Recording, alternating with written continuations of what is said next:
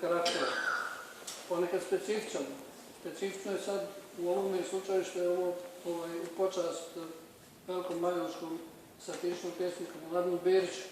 Onda iz tog razloga dodjeljujemo ne takmičarski, dodjeljujemo počasne nagrade, ali one imaju isti značaj kao i takmičarske, jer su ti dobitnici zaslužili te nagrade svojim dugogodišnjim iskazanim kvalitetom koji mi znamo, koji se očituje u Nosorovu i s kojim je žiri bio upoznat.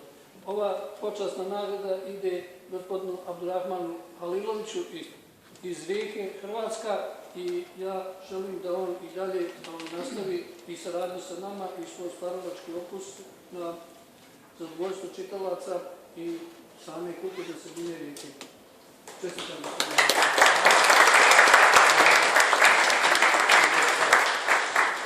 Pohođi da fotografi se može. Kasnije ćemo dati ovdje,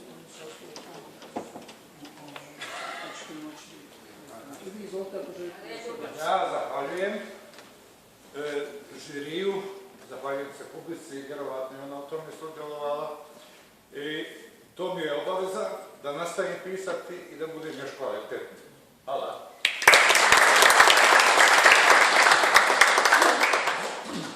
Sljedeći festival komičnog i kritičnog snijada dodjeljuje počasnu nagradu satiričaru, aforističaru i piscu Vojku Mandiću iz Banja Luke.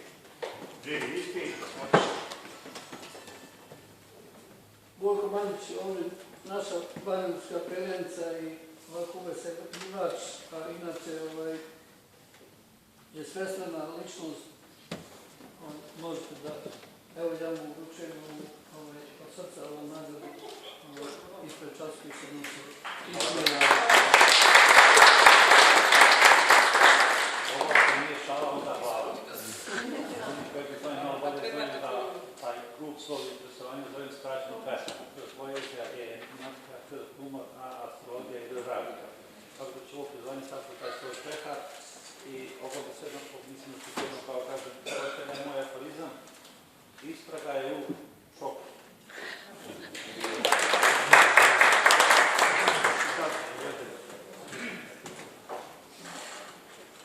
Po izboru i odluci žirija u sastavu Mića Tumarić, predsjednik, Anđelko Deljanin, ali da kažem, Mića Tumarić iz Novog Sada, Anđelko Deljanin, Novi Sad, Rujo Vero, Bijeljina, Slobodan Janković, Banja Luka, Vasil Toverski, Skoplje, Dragan Ognjanović, Prokuplje, Živko Đuza, Mrkonjić, Goran Kjajić,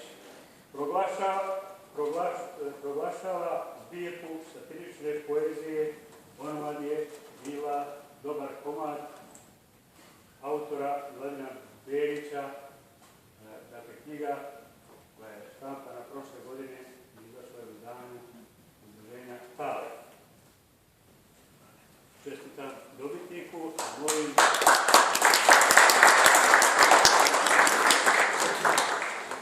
Gospodin Berić je u 2014. godini objavio tako jednu dobru knjigu koja je bila knjiga satirične poezije koja je za naše kulturne uslove vansredinska knjiga. Mi ovu naravno prvi put dodjeljujemo za najbolju knjigu satire na srpskom kulturnom i govornom području. Knjiga se zvala Onamad je bila dobar komad. To su na različite teme, a ovdje je bilo malo više možda i muško-ženskih.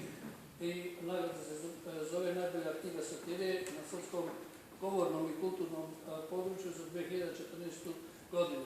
Ovo je pozadine, tu ima ko je živi bio, a ovo je prednja strana gdje je obrazloženje i gdje je naslovna strana same knjige. Ja čestitam gospodinu Beriću.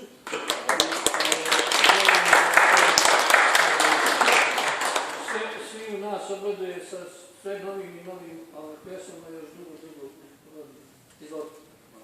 Evo, ako ne želi da se fotografiši. Ako ne